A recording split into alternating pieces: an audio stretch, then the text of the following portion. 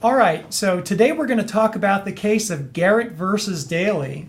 And this is a classic case that deals with the element of intent in intentional torts. So we're going to dive right in and talk about the facts, talk a little bit about the issue and some of the rules and how the court winds up applying them, and then we'll do some hypotheticals to see how well we understand some of the concepts. So, Jenny, you want to kick us off with the facts? Yes. So in this case, Garratt is a 5-year-old little boy who's over visiting the plaintiff at her house. And while Garratt's playing in the backyard with the plaintiff's sister, I believe, he goes and removes the chair that plaintiff was previously sitting in. And then he goes, removes the chair, I think he sits in it or something of the sort.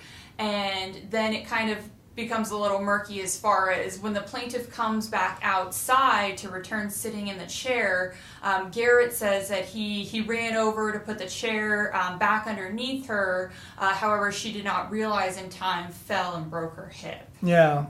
So there's two different versions of what happened here, right? Brian Dailey's version is that he heroically was trying to return the chair, right? And what's her version? What's Miss Garratt's version? That he intended to pull the chair out just to kind of pull a prank. Right. 5-year-old, funny prank just to see her fall. So she winds up breaking her hip as a result of this. And what's the theory of recovery that she's suing Brian under? Battery. Yeah, it's a battery action. She said this is a harmful, maybe even an offensive contact, right? So what happens here in the trial court? So the trial court mainly looks at Brian's intent and his intent to batter, and kind of lands specifically on whether Brian had the purpose or the desire to cause the harmful contact with the floor. And so what does the court conclude with regard to whether or not Brian had the desire or purpose to cause a battery to Miss Garratt?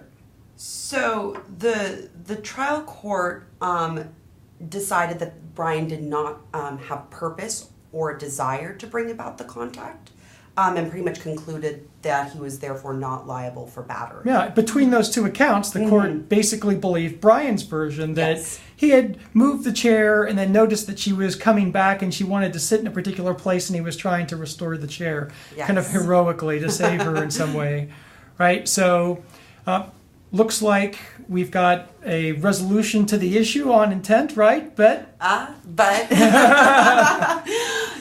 So on appeal, what became clear is that while purpose and desire is one avenue of proving intent, there is this other avenue, which is whether one commits an act with the knowledge, with knowing with substantial certainty that the harm will result. So he may not have desired to cause the harm, but he knew when he pulled the chair and sat on it, chances are she was going to come to the ground. And the court never actually made a finding as to that. The trial court didn't. Yeah, so we don't really know whether or not or to what extent Brian may have known that Miss Garratt might fall to the ground. All the court really decided was he didn't really desire it. It wasn't his purpose, right? Yes. So based on the conclusion that this was never covered, and this, according to the appellate court, it was never covered. So what's the disposition of the case? How do you reconcile what the trial court did, which is only rule on one aspect or one form of intent and not the other? So the case is remanded to the trial court specifically for a finding as to whether Brian knew with substantial certainty that the injury was going to occur. Okay. So the question ultimately is going to be whether or not Brian had this kind of knowledge. The court very briefly talks about whether or not 5-year-olds can have knowledge about, I guess, the laws of physics or maybe human nature and how and when people sit down. So I know there's not a lot on this, but are children precluded by law from having the requisite knowledge to be able to know about the consequences of what they're doing, or do we evaluate children's conduct, even 5-year-olds, on a case-by-case basis to determine what they know and how and when they know it? I think think the court decided that they're not held to a different standard and that it should be on a case-by-case basis in order to see what the child actually knew. Yeah, and that's generally true across most jurisdictions, that as long as the child, or there's evidence that the child actually has the knowledge that this person could fall, and as a result of that there could be a harmful or offensive contact, then even a child could be held liable for a battery. And so the court says, okay, that goes back to the trial court, and there's a determination waiting for that.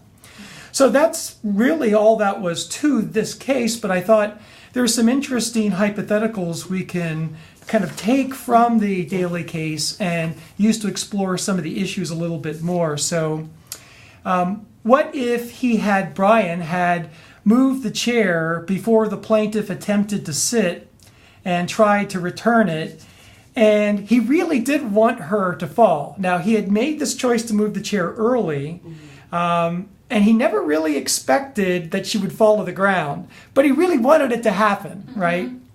So let's suppose that was his mental state, and that was proven at trial.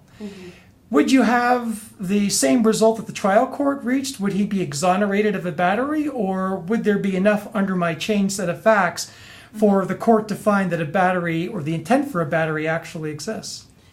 Yes, in this case, the intent for battery exists because you would be able to find that Brian had purpose or intent or desire to bring about the harm. However, whether he knew to a substantial certainty that the harm would occur, clearly not based on these facts, because he doesn't actually think that she's going to fall. But he desired it, so that's another avenue to getting to intent. And it really helps to reinforce the idea that there are two different ways of establishing intent. You don't need them both. You can have one or the other. And so a desire, even without knowledge to a substantial certainty, can do the trick. And that's what that hypothetical shows. So let's do another one. Let's suppose that Brian's intention was to embarrass her, right? That he's going to pull this prank. He's going to pull that chair out. He'd be laughing hysterically when she falls to the ground. He knows that everybody else at this party is probably also going to be laughing hysterically. But he had no clue as a 5-year-old that when she falls to the ground, she might break her hip. Under those circumstances, could he still have the intent for a battery, or does his lack of knowledge about the frailty of old human bones, would that prevent a finding of intent, you think? I don't think it would prevent a finding. I think even though he doesn't know what specifically would happen, he still has a knowledge to a substantial certainty that that he is meaning to intend offensive contact by embarrassing her. Yeah. And this is going to be actually a lesson that we're going to get to next. Once you determine one of the two forms of intent, desire or knowledge to a substantial certainty, then you have to connect that to some kind of consequence. And there's some debate as to whether or not the consequence is the specific injury suffered by the plaintiff, or it's something that's more general, like just the kind of forbidden consequence or the forbidden harm that's targeted by the tort. And so with that, we can close our discussion of Garratt and the forms of intent, and we'll move on to the intent to do what?